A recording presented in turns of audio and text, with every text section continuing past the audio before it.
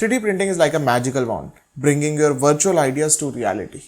In this video, we will dive into the world of 3D printing. We will talk about its definition, application, and its limitation. So, without further ado, let's get into it. 3D printing, also known as additive manufacturing, is the process of manufacturing objects by stacking material layer by layer.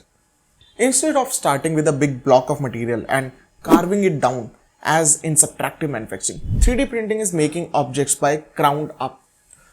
If you try to find out who invented 3D printing, the name Chuck Hull pops up. But if you try to dig deeper, it wasn't him who invented 3D printing. It was a Japanese guy named Hideo Kodama in 1980 who tried using thermoset polymer in his XYZ plotter and filed a patent for it. But it wasn't regarded as groundbreaking until in late 1986 when Chuck Hull coined the term stereolithography, and based on this 3D printing was commercialized.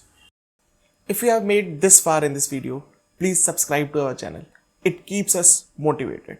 Moving on, let's talk about the application of 3D printing in various sectors of the industry. In healthcare industry, 3D printing is used to create medical devices, prosthetics, and implants. It can also be used to replicate bones, organs, and blood vessels for the patients. Whereas in automotive industry, it is used to produce parts, especially replacement parts that are difficult to obtain using traditional manufacturing techniques.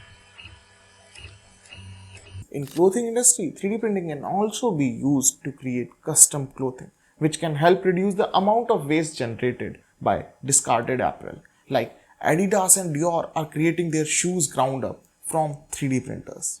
Today, even the food can be 3D printed in various shapes and designs with the use of edible material, and if we change this material to a metal based, then we can create intricate jewelry. With this, we can create designs which are generally not possible with traditional methods or with hands.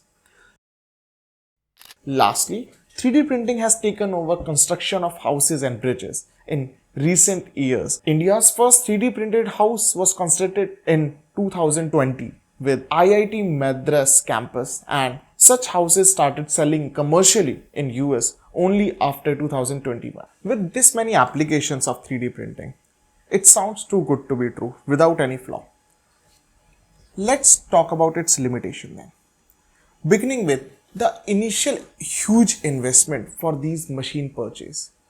Also, the maintenance cost is very high. Secondly, the range of materials available of 3D printing is very limited compared with the traditional manufacturing process.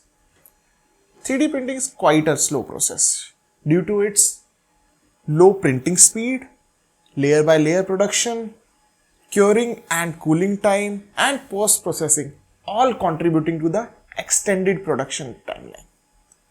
Size is another limiting factor for 3D printing due to the small build chambers of these machines.